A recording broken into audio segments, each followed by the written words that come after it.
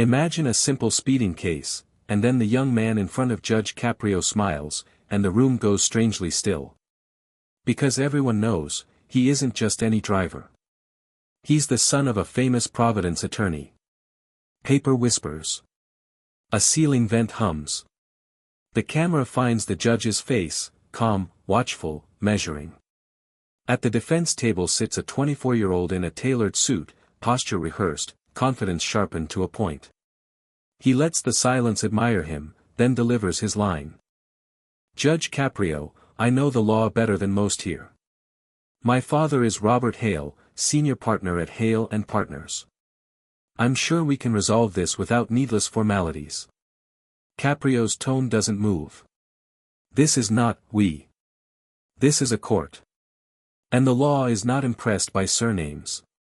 A flicker in the gallery, someone coughs, someone smiles into a sleeve. The young man's grin tightens, but he has another move ready. The officer misfiled the citation, he says smoothly. I have proof. My dashcam clears me. The judge nods to the clerk. The monitor wakes. Headlights. Asphalt. Time stamps hiccup. A curve, a cut again, frames nipped like hedges. The film stutters forward in neat little bites, each more convenient than the last. No one cheers. The judge's eyes harden by degrees, not anger, attention. Mr. Hale, interesting. We'll set that video aside for now. He tilts his head. Did you edit it yourself? Yes, the young man says lightly, only for ease of viewing. I'm not convinced, Caprio replies, and I suspect you aren't either. The defendant shifts. His cufflink taps wood. Somewhere near the back, a pen stops scratching. Caprio gestures for the report. He reads without hurry. The courtroom breathes together, the faint squeak of a leather shoe, the dry rasp of paper edges, the red light on the recorder steady as a heartbeat. The officer stands at parade rest, the gallery leans but does not chime in. The judge's thumb pauses over a line. He closes the folder, then places his glasses on it like a seal. I don't care for conclusions made at a sprint, he says. But it appears this matter contains more than a ticket. The smile on the young man's face goes from confident to careful. The judge's gaze holds him there, no heat, only gravity. Outside, a siren fades down Washington Street. Inside, the quiet widens, an invitation and a warning at once. Counselor's son or not, Caprio adds, we will proceed by facts, not by favors. Take a moment. He opens the file again, slower than before, as if the truth might shift if rushed. The room waits with him, expectant, uneasy, while the simple case stops being simple. Where are you watching from? Let me know in the comments below and don't forget to subscribe to this channel. To understand why a lawyer's son stood before a municipal judge, you had to step outside the docket and into his hallway life. His name was Nick Hale, 24, Boston University law student, heir to a last name that opened doors and closed mouths. He grew up in a house where arguments were sport and apologies were signs of poor strategy. Tutors, mock trials, polished shoes, and a quiet ache that success never touched. His father, Robert Hale, built victories like skyscrapers, the son learned to live in their shadow. Judge Caprio skimmed the intake form, then met Nick's eyes. You say you know the law, he said, even-tempered. Tell me, what is it to you? A tool or a conscience? Nick didn't flinch. Both, sir. There's the trouble, Caprio replied. For me, it's only the second. No gavel. No theatrics. Just a line placed like a marker on a map. A bailiff approached with a folded note from the clerk's office. Caprio read it, and the room felt the shift without knowing why. The officer who'd written the ticket, Sergeant Morales, had once been a client of Robert Hale's firm, a case that unraveled after what the memo diplomatically called aggressive procedural tactics. The sergeant lost, badly. The ink of old resentment seemed to lift off the page. The judge's gaze moved from the paper to the people. Sergeant Morales, he said mildly, we'll hear from you soon. He set the note aside. Mr. Hale, you may step into the hallway for a moment. Nick looked surprised, then complied. The door closed with a soft latch. Caprio turned toward the woman in the second row, hands folded around a small purse as if it might fly away. Ma'am, he said gently, you're his mother. She nodded. Yes, Your Honor. He's not here only because of a citation, is he? Her voice was careful, carrying years of choosing words. He isn't his father. He's been trying to be what that name demands. Somewhere in there, I lost the boy who used to ask me what was right, not what would work. The judge let the silence hold her answer. No one shuffled. Even the fluorescent hum seemed to soften.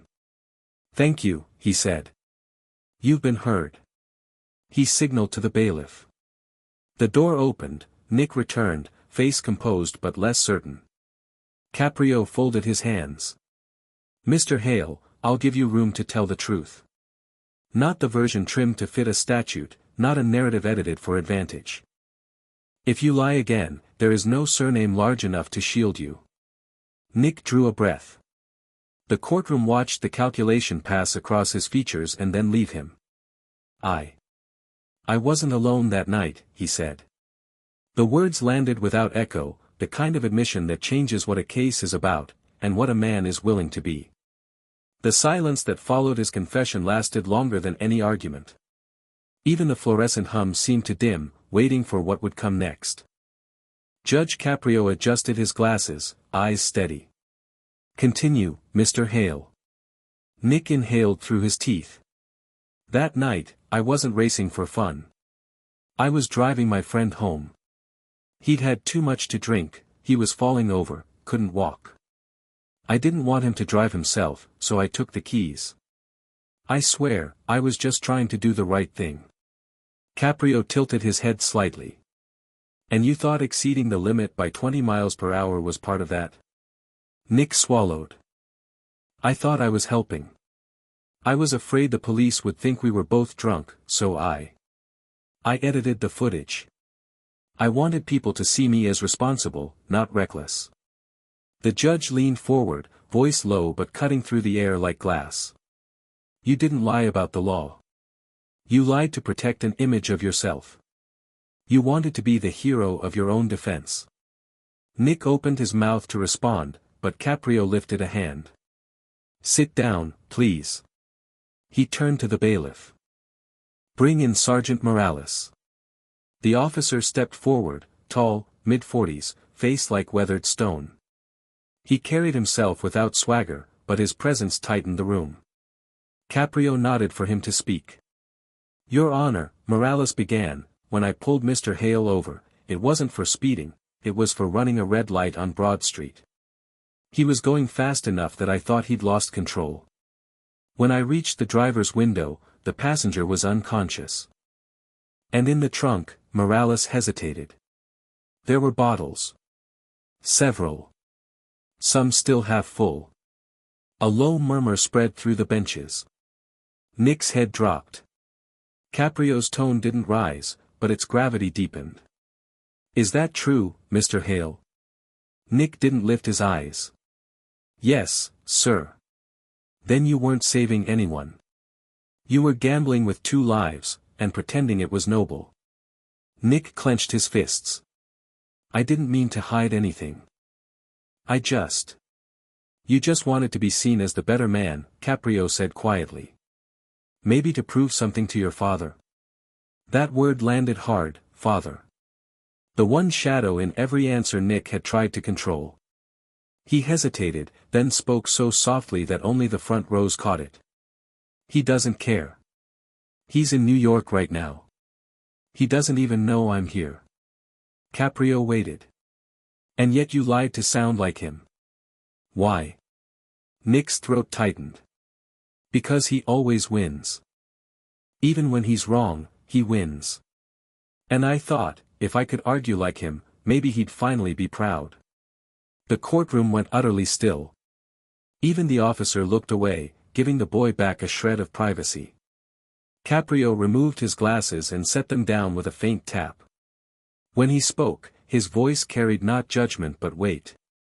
You didn't just mislead this court, Mr. Hale.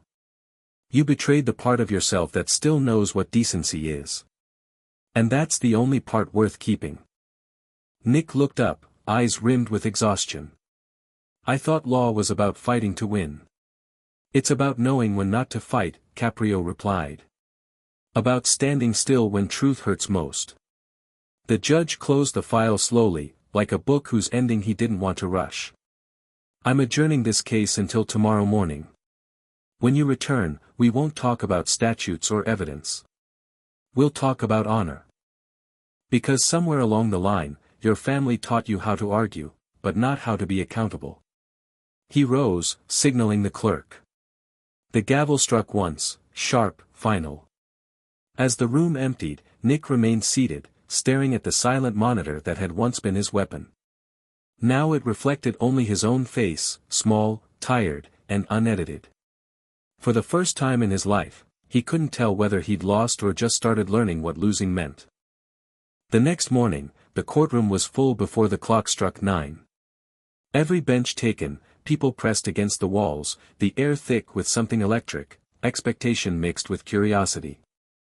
It wasn't the usual hum of routine cases, this was the kind of silence that happens before truth walks in.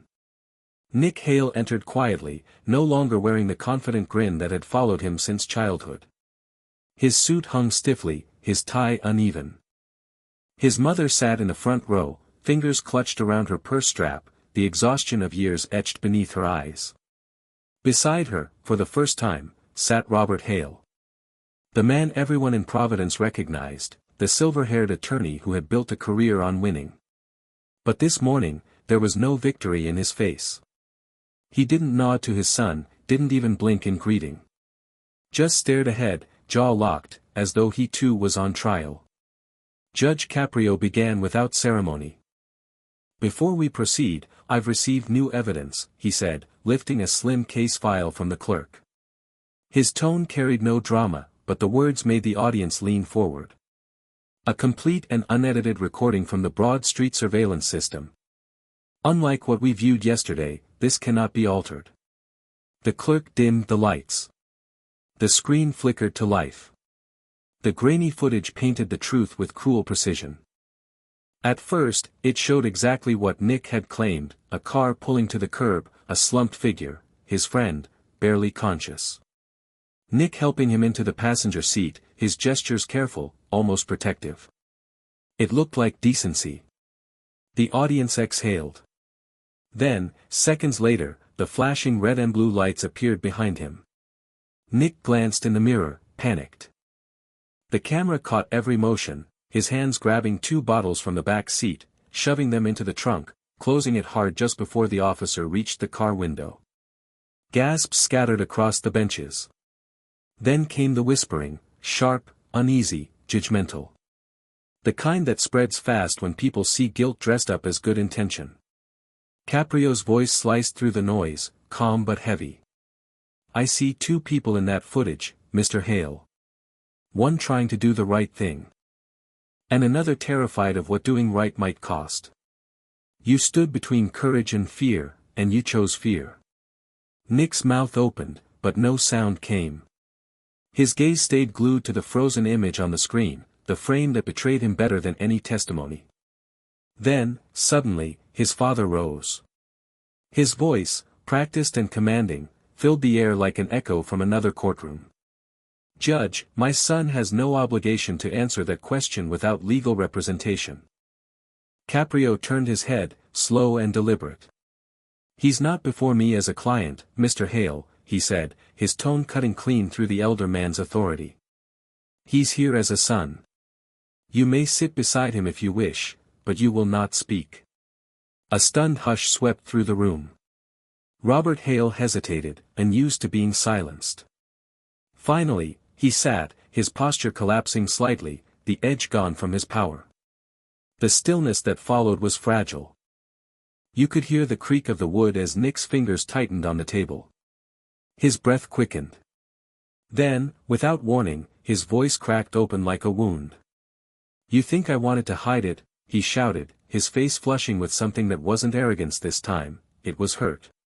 You think I care about a few bottles? I just didn't want him to know. If he found out I was helping a friend instead of sitting in his firm's office, he'd call me soft, a failure, just like he always does. The outburst rippled through the courtroom like a shockwave. Even the air seemed to stop moving. His mother began to cry silently. Robert Hale looked down at his hands, hands that had defended countless strangers, but never once reached out for his own son. Judge Caprio leaned forward, elbows on the bench, voice lowered but firm. And now, Mr. Hale, he said, you've finally spoken the truth. Not for the court. For yourself. Nick sat trembling, staring at the floor, his pulse still racing. Caprio let the silence sit long enough for the words to find their meaning. Finally, the judge straightened. Tomorrow morning, he said, I'll deliver my ruling. But I'm not certain the verdict is meant for you alone. His gaze shifted toward Robert Hale.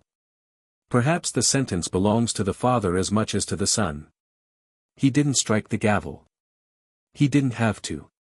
The silence itself became the verdict for the day, a silence so thick it carried something sacred.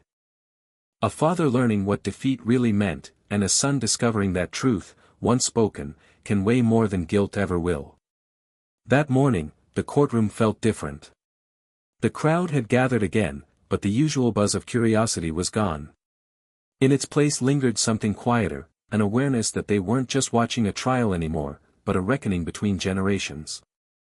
The air felt personal, almost intimate, as though the law had stepped aside to make room for something older and heavier, family. Nick sat at the same table, his eyes dull from a sleepless night. His mother hadn't spoken since the previous afternoon. Robert Hale arrived moments before the session began, coat perfectly pressed, but his shoulders carried the stiffness of a man who finally knew he couldn't control the outcome. Judge Caprio entered and took his seat. No introductions. No ceremony. Just the steady rhythm of a man who had already seen too much pride fall apart before his bench. Sergeant Morales, Caprio said, before I proceed, is there anything you'd like to add to your testimony? The officer rose, hands behind his back. His voice was steady, though not cold. When I pulled Mr. Hale over that night, I didn't see a criminal, he began. I saw my own son, same age, same look in the eyes. But when he smiled at me and said, "It's fine, I'll handle this," I realized he wasn't afraid of the law. He was afraid of losing control. That's why I finished the report. I needed him to face something he couldn't talk his way out of. Caprio nodded once, slowly. Thank you, officer. That's precisely why we're here, to face what talk alone can't fix. The judge turned to the front row. Mr. Hale, would you join your son? For a moment, Robert Hale didn't move. His pride wrestled with the weight of the moment. Then he stood, walked forward, and faced the bench. The courtroom seemed to shrink around him. Do you know, Caprio said quietly, why your son stands here instead of sitting behind one of those desks in your firm, where people are paid to make excuses sound elegant? Robert hesitated. His gaze darted to Nick, who avoided it. Finally, he spoke, his voice stripped of its courtroom polish. I taught him to win, he said. Not to be honest. The words landed like a confession and a sentence at once. A murmur rippled through the room, but no one dared react too loudly. Nick's mother pressed a hand to her mouth, her shoulders shook silently. Caprio's tone softened but didn't lose its edge. He didn't need an advocate, Mr. Hale. He needed a father. The elder Hale's chin trembled slightly, barely noticeable, but real. His hands, once so sure in front of juries, now gripped the edge of the table like he needed it to stay upright. Nick looked at him, searching for something, anger, regret, anything human, and for the first time, he found it. Caprio exhaled, as if releasing something he'd been holding since the start. This court is ready to rule. The room went still. Mr. Hale, Caprio said, turning to Nick now, you stand guilty, not of speeding, but of lying before this court. That lie carried more danger than your car did. Because dishonesty, when taught young, drives faster than any engine. He paused, then added, your fine is $5,000, not for reckless driving, but for deception under oath. Consider it the price of learning that truth, like law, carries a cost. The word spread through the gallery like ripples. Some looked surprised, others moved. No one protested.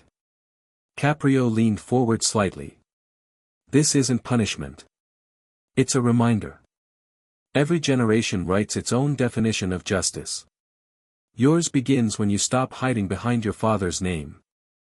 The gavel didn't strike yet. The judge let the silence breathe. Robert Hale turned to his son.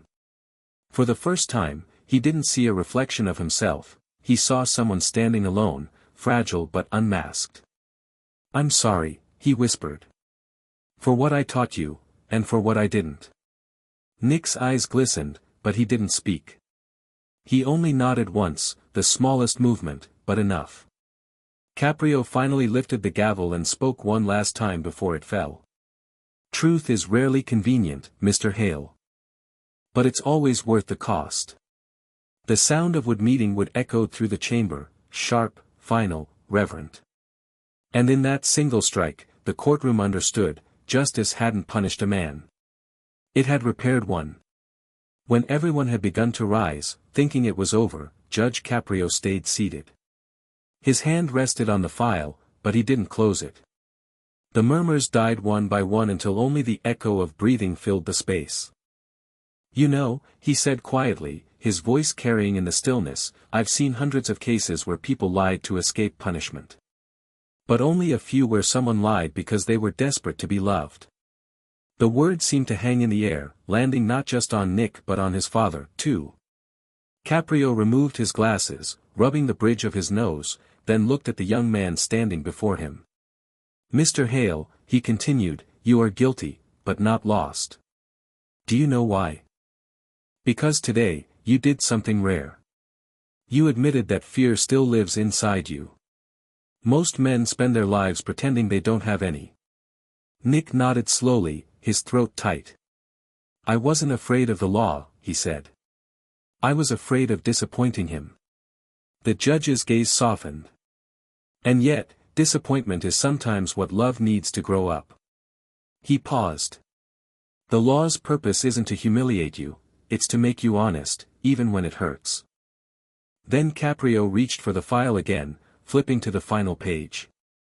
Your $5,000 fine will not go to the city, he said. It will be transferred to a fund that supports children of lawyers, those who grew up in houses full of rules but short on affection. You'll volunteer there. You'll help them not become you. A stunned silence filled the courtroom, then the first sound was a faint clap, followed by another, until the entire gallery was applauding softly, not for mercy, but for meaning. Even the bailiff looked moved. Robert Hale, who had not spoken since his confession, stood and walked toward his son. No trace of arrogance now, no shield of profession. Just a man who had finally run out of defenses. He placed a hand on Nick's shoulder, voice breaking. I'm proud of you, son, he said. And ashamed of myself. Nick's eyes shimmered. He didn't speak, only gripped his father's hand, their first honest handshake in years. His mother watched through tears, a faint smile trembling across her lips. Judge Caprio looked at them, his expression warm but steady. Law is not punishment, he said. It's a mirror. And today, both of you finally looked into it. The gavel lifted once more. Case dismissed. The sound echoed, a clean, decisive stroke. As the courtroom emptied, Nick lingered near the exit. The morning light spilled across the marble floor, turning the dust in the air to gold. Reporters waited outside, microphones ready, but he didn't stop for them. He didn't pose. He didn't need to. For the first time in his life, the truth didn't feel like defeat. It felt like freedom. And as he stepped into the sunlight beside his parents, he understood what the judge had meant. Justice wasn't a verdict. It was a reflection. And he finally recognized the person staring back.